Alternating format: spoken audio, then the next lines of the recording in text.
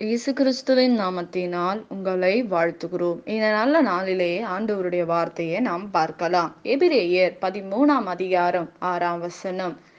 அதனால் நாம் தைரியம் கொண்டு, கர்த்தர் எனக்கு சகாயர், நான் பயப்படேன், மனுஷன் எனக்கு என்ன செய்வான் என்று சொல்லலாமே. ஆம் பிரியமானவர்களே, இந்த காலை வேளையிலே ஆண்டவர் உங்களோட பேசுகிற வார்த்தையை நாம் பார்க்கலாம். ஆண்டவராகிய இயேசு கிறிஸ்து நம்மிடத்தில் பேச விரும்புகிற காரியத்தை நாம் பார்க்கலாம். இந்த நாளிலே ஆண்டவர் சொல்லுகிற காரியம் என்னவென்றால், கர்த்தர் எனக்கு சகாயர். ஆண்டவர் ஆண்டவர் நமக்கு சொல்றாரு. நாம ஆண்டவரை பார்த்து, ஆண்டவரே நீ எனக்கு சகாயர், இயேசுப்பா நீங்க என்னோட மீட்பர், நான் பயப்பட தேவையில்லை, எந்த மனுஷனுக்கு நீங்கள் பயப்பட அவசியம் இல்லை என்பதை மனிதர்களை குறித்து நாம் பயப்படுவோம். இந்த மனுஷன் எனக்கு என்ன செஞ்சிருவாங்க, இந்த மனுஷி எனக்கு என்ன செஞ்சிருவாங்க என்று நமக்கு ஒரு பயம். ஆனால் ஆண்டவர் சொல்றாரு, நீ தைரியம் கொண்டு, கர்த்தர் எனக்கு சகாயராக ஆண்டவர் நமக்கு இருப்பார். ஒரு நண்பனாக ஆண்டவர் இருக்க விரும்புகிறார். ஏசப்பாவை நாம் ஒரு நண்பனாக வைத்து கொள்ள வேண்டும், ஒரு தகப்பனாக வைத்து கொள்ள வேண்டும். நம்முடைய காரியங்களை ஆண்டவரிடத்தில் பகிர்ந்து கொள்ள வேண்டும். ஆண்டவர் உங்களுக்கு சில காரியங்களை வெளிப்படும் போது, சில காரியங்களை உங்களிடம் பேசும்போது, அதை என்ன செய்யக்கூடாது, மற்றவருடைய இடத்தில் போய் டிஸ்கஸ் பண்ணக்கூடாது. அது ஆண்டவருக்கும் உங்களுக்கும், மணவாளனும் மணவாட்டிக்கும் உள்ள ரகசியம். மணவாளன் உங்களோட பேசுகிற ஒரு ரகசியம். அந்த ரகசியத்தை நீ வெளியிடும் போது, இது ஆண்டவர் உங்ககிட்ட பேசல, பிசாசு தான் உங்ககிட்ட பேசி இருக்கு, ஏசப்பெல்லாம் உங்ககிட்ட பேசல அப்படின்னு நம்ம என்ன செய்வாங்களாம், குழப்புகிறதை நாம் பார்க்கிறோம். மனிதன் குழப்புகிற காரியம்தான், கலகத்தை வைக்கிறவர்கள் தான். ஆனால் மனுஷனிடத்தில் நாம் ஜாக்கிரதை உள்ளவர்களாக இருக்க வேண்டும். இந்த உலகத்தில் நாம் ஜாக்கிரதை உள்ளவர்களாக இருக்க வேண்டும். நாம் எதை பேச வேண்டும், எதை பேசக்கூடாது, ஞானமாக பேச வேண்டும் இந்த நாட்களில் பிரியமானவர்களே. ஆனால் நீங்க ஒரு காரியமும் பண்ணியிருக்க மாட்டீங்க, ஒரு தப்பும் நீங்க செஞ்சிருக்க மாட்டீங்க. ஆனா அவங்களை குற்றப்படுத்துவாங்க, நீ தான் இப்படி சொன்னேன்னு உங்களை வேதனைப்படுத்துவாங்க. அந்த வேதனையினால நீங்க அவமானப்படுவீங்க. அநேகர் உங்களோட இருக்கிறவங்க உங்களை கஷ்டப்படுத்துகிறதை நாம் பார்க்கிறோம் பிரியமானவர்களே. ஆனால் வேதம் சொல்லுகிறது, மனுஷன் எனக்கு என்ன செய்ய முடியும், மனுஷன் என்ன செய்வான், நான் பயப்பட மாட்டேன், நான் பயப்பட தேவையில்லை, மனுஷன் எனக்கு முன்பாக நிற்க முடியாது என்பதை நாம் அதிகாரத்தோடு சொல்லும்போது, கர்த்தர் நமக்கு உதவி செய்ய அவர் வல்லமை உள்ள தேவனாய் இருக்கிறார் பிரியமானவர்களே.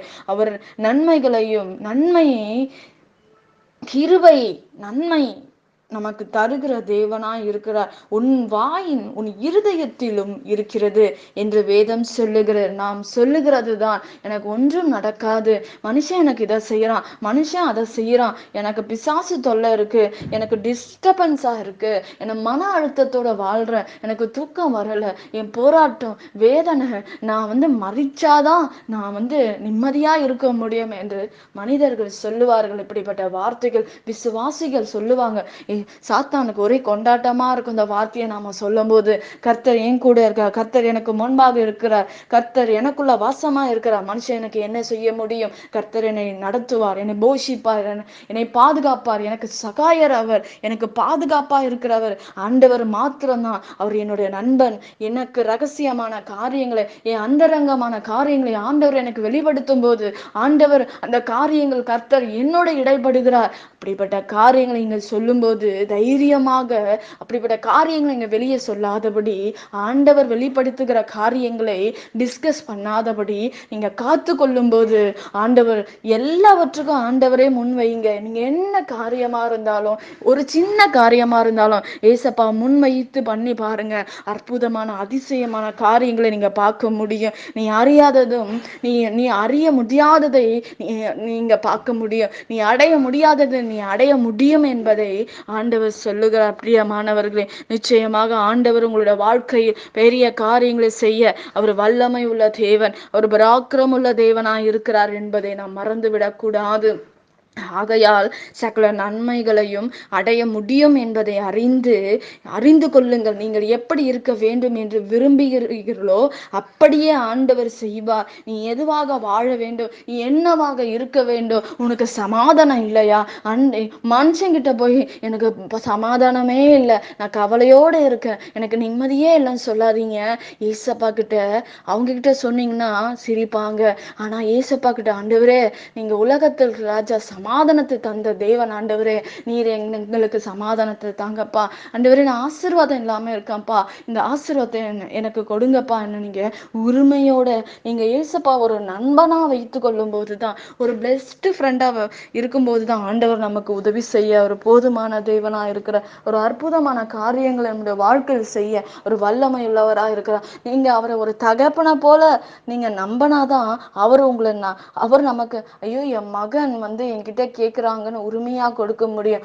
ஆண்டவருக்கும் உங்களுக்கும் சம்பந்தமே இல்லாம உலகத்துல உள்ள மனுஷங்களை நீங்க க்ளோஸா வச்சுக்கும் போது ஆண்டவர் நமக்கு உதவி செய்ய முடியாது. ஆண்டவர் சொல்லுகிற ஆலோசனை அது என்ன ஆகாது, தோல்வியோ ஆகாது. ஆண்டவர் உங்களோட வெளிப்படுகிற காரியங்கள் மறைந்து போகாது. ஆனா மனுஷன் நம்மள நடத்துகிற காரியங்கள் ஒரு நாள் அது தோற்று போகும், ஒரு நாள் அந்த அப்படிப்பட்ட காரியங்கள் விழுந்து போகும். ஆனால் கர்த்தர் நம்மை நடத்துகிற விதம் வேற, மனுஷன் நடத்துகிற விதம் வேற என்பதை நாம் மறந்துவிடக் கூடாது. பிரியமானவர்களே, நிச்சயமாக ஆண்டவர் மனுஷனுக்கு பயப்படாதபடி கர்த்தர் தாமே எல்லாவற்றையும் பாதுகாத்துக் கொள்ளும்படி நாம் ஜெபிக்க வேண்டும். நாம் ஜெபிக்கலாம். பரலோகத்தில் வாசமாய் இருக்கிற எங்கள் அன்பின் பிதாவே, உங்க நாமம் மகிமைப்படுவதாக, உங்க ராஜ்யம் வருவதாக.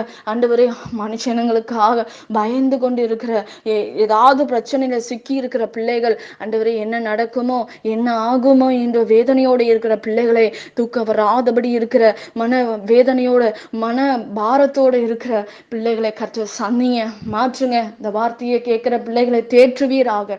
உங்க சமூகத்துல எல்லாவற்றும் ஒப்பு கொடுக்கிறோம். இயேசுவின் நாமத்தில் ஜெபிக்கிறோம் எங்க ஜீவனுள்ள நல்ல தகப்பனே, ஆமேன். கர்த்தர் தாமே உங்களை ஆசீர்வதிப்பாராக. ஆமேன்.